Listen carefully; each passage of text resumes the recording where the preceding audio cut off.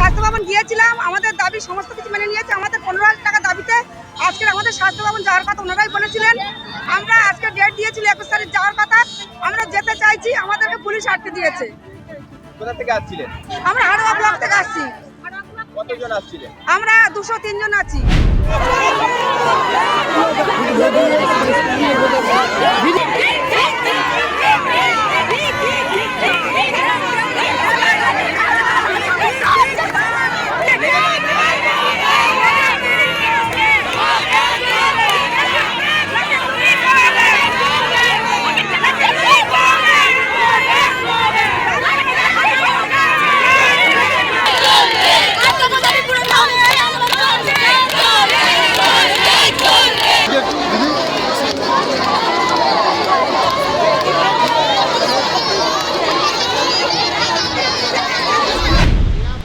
কতজনকে আটকাবে পুলিশ? কতজনকে আটকাবে?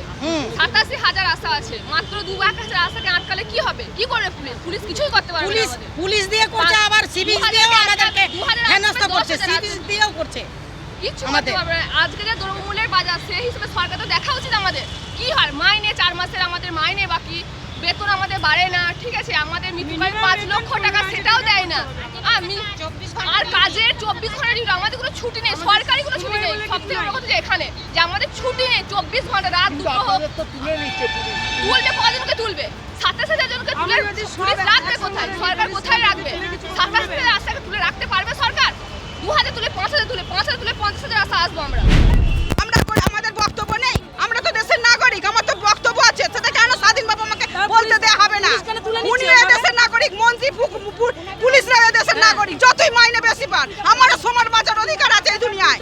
আমরা স্বাস্থ্য ভবন যাচ্ছি না, না ওই পুলিশরা ধরে তুলে নিচ্ছে, আমাদেরকে ট্রেনে তুলে নিয়ে চলে যাচ্ছে। তারপর আমরা কাজ করছি, আমাদের বেতন বাড়াতে হবে।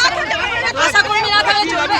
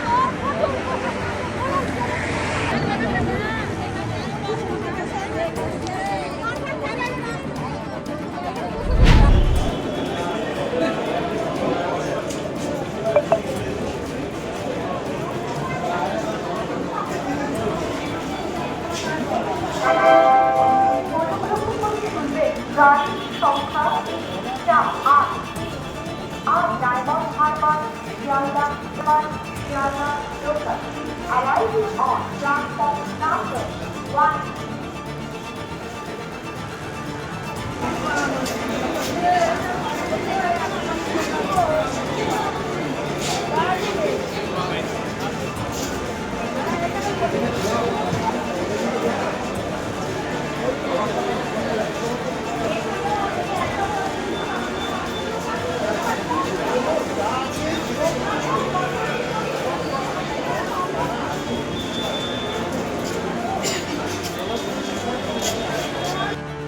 ফলো করুন সংবাদ প্রতিদিন ডিজিটাল।